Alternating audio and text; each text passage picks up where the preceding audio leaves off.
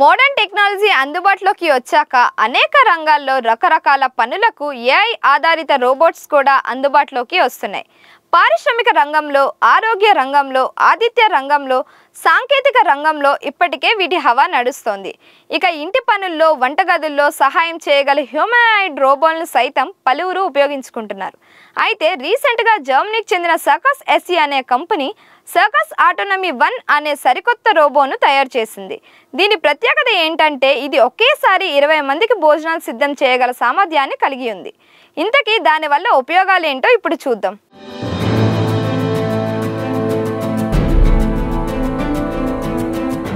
మానవ అవసరం లేకుండానే జర్మన్ సాంకేతిక శాస్త్రవేత్తలు డెవలప్ చేసిన CA1 అనేది పూర్తిగా ఆటోమేటిక్ రోబోటిక్ కిచెన్.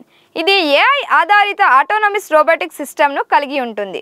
అంటే ఒక విధంగా ఇది వంట మనుషుల అవసరం లేకుండానే పూర్తిగా రెస్టారెంట్ భర్తీని చేయగల కాంపాక్ట్ యూనిట్గా నిపుణులు పేర్కొంటున్నారు. ముఖ్యంగా ఎక్కువ మంది ఉండే ఇండ్లలో, ఆఫీస్ క్యాంటీన్లలో, హోటల్స్లో ఉపయోగించుకోవడం వల్ల వంట చేయడం, ప్లేట్లు శుభ్రపరచడం వంటి పనులని ఆటోమేటిక్గా చేస్తుంది. విషయం ఏంటంటే ఇది మనుషుల కంటే కూడా వేగంగా వంట పనులు చేయగలదు.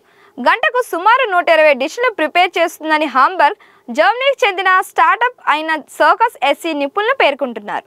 ఈ సరికొత్త ఏఐ రోబోటిక్ టెక్నాలజీ సాఫ్ట్వేర్లతో ఫుడ్ సర్వీస్ను మరింత సమర్థవంతంగా మార్చడానికి ఉపయోగపడుతుందని అంటున్నారు. 3 నిమిషాల్లోనే డిష్ రెడీ.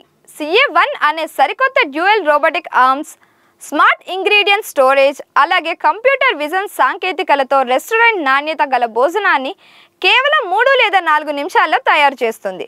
ఇదంతా మనిషి అవసరం లేకుండానే చేస్తుంది. కేవలం రోజుకి 1 గంట మానవ పర్యవేక్షణ మాత్రమే అవసరం. జర్మన్లోని పెద్ద పెద్ద హోటల్స్లో దీన్ని ఉపయోగించుకోవడానికి పలువురు ఆసక్తి చూపుతున్నారు. ఇక కస్టమర్లు టచ్ స్క్రీన్ ద్వారా ఆర్డర్ చేస్తే హీటెడ్ పికప్ స్లాట్ల నుంచి వేడివేడి ఆహారం వరకు అన్నీ రెడీ చేసి పెడుతుంది ఈ రోబో. సర్కస్ ఆటోనమీ 1 రోబో ఉపయోగాల విషయానికి వస్తే ఆతిథ్య రంగంలో లేబర్ ఖర్చులను 95% తగ్గిస్తుందని నిపుణులు చెబుతున్నారు.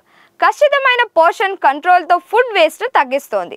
అలాగే జర్మనీ సూపర్ మార్కెట్లలో ఫ్రెష్ అండ్ స్మార్ట్ బ్రాండ్ కింద ఇప్పటికే అమల్లోకి వచ్చిన ఈ సిస్టమ్ అనేక విధాలుగా సహాయపడుతుంది. ఇక ఎయిర్పోర్ట్లు, ఆసుపత్రులు, ఆఫీసులు, వివిధ ఈవెంట్లో దీని సేవలు ఉపయోగించుకోవచ్చునని నిపుణులు అంటున్నారు.